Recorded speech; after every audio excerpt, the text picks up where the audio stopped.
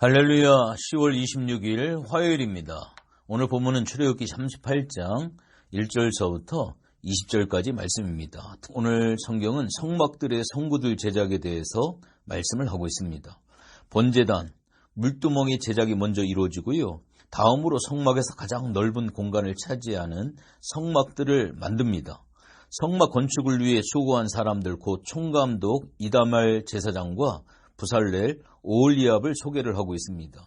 끝으로 성막 건축에 소용된 비용을 금과 은과 동으로 소개하는데 노예로 살았던 이스라엘 백성들에게서는 도저히 실현 불가능한 엄청난 비용이 소용되어지는 그러한 내용을 오늘 본문에서 볼 수가 있습니다. 우선적으로 1절과 7절의 말씀을 통해서 보면 성막 문을 통과해서 제일 먼저 만나는 곳이 번제단입니다. 이 번제단의 제작을 볼 수가 있는데 번제단은 성막들 중앙에 배치가 돼서 하나님께 제물을 바칠 때 사용되는 그러한 단입니다. 이것은 부살렐이 만들었는데 제사장 이외에는 근접이 불허가 되었고요. 온전한 제물만 허용이 되어졌습니다. 부살렐은 금세공의 일을 37장에서 이미 끝냈고요. 이제는 뜰에 있는 성물들을 만들어 했는데 모두 이제는 놋 제품입니다. 놋으로 제단을 만들어 이 제단 위에 모든 희생물을 올립니다. 그리스도는 속죄의 제물을 드리는 제단, 감사의 예물을 드리는 제단이십니다. 하나님께서는 우리가 희생 제물과 감사의 예물을 드릴 때 그 눈을 우리에게로 향하십니다. 우리의 예배 생활은 하나님의 마음과 관심을 내게로 끌 수 있는 제단의 삶이라고 말씀드릴 수 있습니다. 하나님께서 우리를 만나 주시겠다라고 한 장소는 두 곳입니다. 지성소 안에 속죄소 시은자 위이고 또 한 곳은 바로 오늘 본문에 여기 번제단의 제물을 드리는 그러한 곳입니다. 출애굽기 29장 42절을 보면 이는 너희가 대대로 여호와 앞 회막문에서 늘 드릴 번제라. 내가 거기서 너희와 만나고 네게 말하리라. 아멘. 타락하고 오염된 죄인이 거룩하신 하나님을 뵈려면 희생 제물과 피가 있어야 합니다. 예수님을 희생 제물로 드리는 우리 예배는 세상에서 표현할 수 있는 최상의 예배입니다. 소나 염소 양으로 드리는 예배와 같지 않습니다. 예배를 통해서 하나님께서는 우리에게 찾아오시고 구체적으로 그 은혜를 베풀어 주십니다. 그 때문에 반드시 모든 예배에는 회개의 기도가 있어야 하고 십자가의 은총이 요청되어야만 합니다. 이는 피로 맺은 언약의 제단이라고 하는 사실을 우리가 분명히 기억을 해야만 합니다. 두 번째로 8절의 말씀을 보면 물두멍의 제작에 대해서 나오는데요.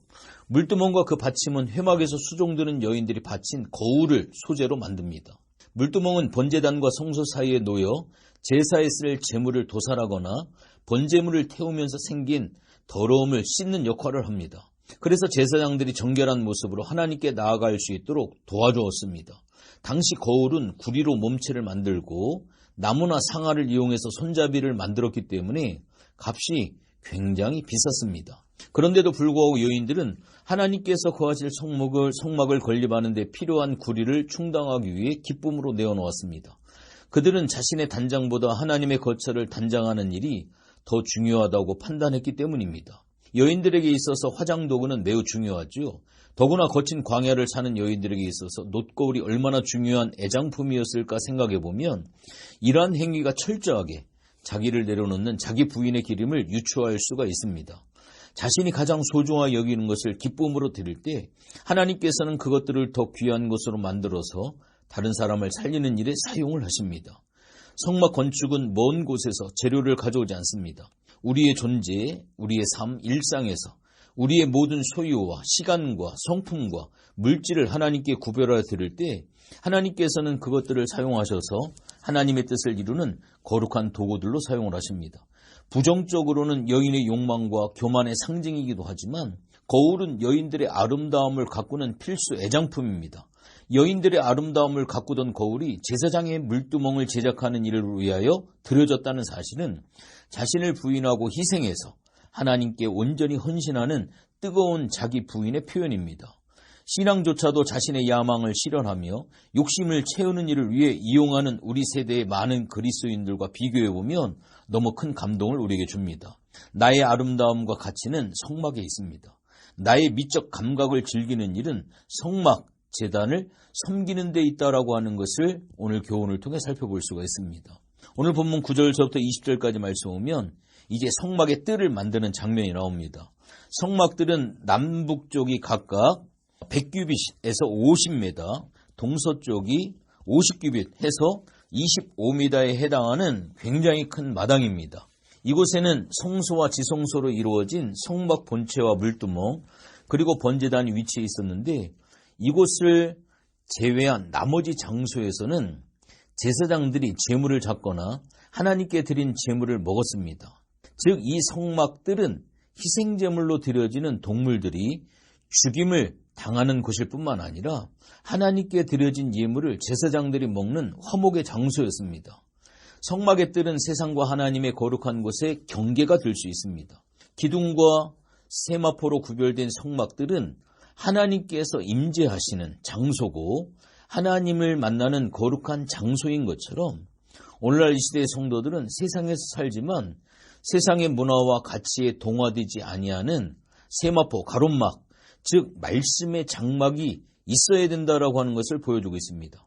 하나님의 백성으로서의 구별됨이 삶 속에 있어야 된다라고 하는 사실이죠. 제가 지난번에도 말씀을 드린 것처럼 이 세마포로 50m, 25m로 울타리가 쳐져 있는 높이가 2.5m입니다. 수많은 번제물이 그 안에서 행해지고 있는데 비린내, 피냄새, 각종 오물들이 있는데 어떠한 날짐승도 2.5m의 이 울타리를 결코 넘어서지 아니하는 것이 성막의 기적이라고 말씀을 드렸습니다. 하나님의 거룩은 이것처럼 굉장히 귀하다라고 하는 것을 여러분들이 아셔야 됩니다. 성막들은 결국 구별된 공간이라는 점에서 세상과 성별된 곳입니다.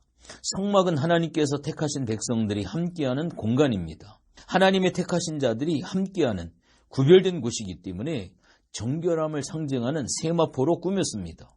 뜰을 세마포 포장으로 둘러 막았다라고 하는 것은 거기에 특별한 제한이 있음을 말해주고 있습니다. 들어오는 문은 누구든지 하나님을 갈망하는 자는 들어올 수 있도록 넓게 열린 문이었습니다. 그러나 뜰 안과 뜰 밖은 마음대로 드나들지 못하도록 울타리를 치고 제한을 합니다.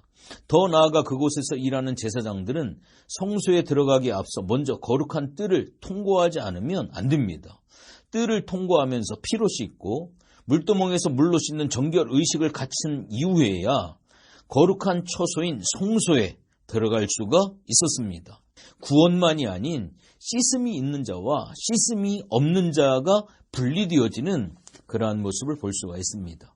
피의 씻음만이 아닌 물두멍에 씻음이 있는 자라야지만이 하나님의 거룩한 성소에서 말씀과 순금 등대와 분향단에 이 하나님의 거룩함을 온전히 누릴 수 있는 이 하나님의 거룩한 구분을 우리가 오늘 말씀을 통해 잘 기억을 해야 됩니다. 오늘 번제단과 물두멍에 대해서 오늘 또한 성막들에 대해서 말씀을 드렸는데 우리가 예수 믿고 구원받은 하나님의 자녀가 되어지면 성막문을 통해 제일 먼저 만나는 것이 번제단입니다. 우리가 예수 믿고 구원받은 하나님의 자녀라고 한다면 내가 해야 될 가장 첫 번째 일은 내가 죽는 일입니다. 철저하게 나 자신을 부인하는 일입니다. 내가 죽지 않냐고 살아있으면 교회에 여기저기 뛰어다니면서 수많은 문제를 야기시키고 일으킬 수 있다고 하는 겁니다. 과연 번제단에서 내가 죽었고 물동에서 씻음을 받고 있는지 또한 구별된 성도의 삶을 살아가고 있는지 오늘 말씀을 통해 우리들 자신을 한번 깊이 살펴보는 복된 시간이 되어주시기를 주님의 이름으로 부탁을 드리겠습니다. 기도합니다. 하나님 고맙고 감사를 드립니다. 오늘 우리가 오늘 이 성막 안에 번제단과 물두멍과 성막의 뜰의 울타리에 대한 부분들을 우리가 살펴보았습니다. 너무나도 귀한 말씀들을 제한된 시간에 설명하기가 참 어렵지만 하나하나가 너무나도 깊은 교훈을 우리들에게 던져주고 있습니다. 하나님, 성막을 잘 발견하게 하시고 성막을 잘 연구하고 성막을 잘 배우게 하셔서 성막 속에 나타나는 예수님, 성막을 통해 이 시대에 우리 성도들이 살아갈 방향들을 잘 찾아서 믿음으로 살아가는 복된 성도의 삶이 되어줄 수 있도록 하나님 도와주시옵소서. 감사를 드리며 예수님의 이름으로 기도했습니다. 아멘.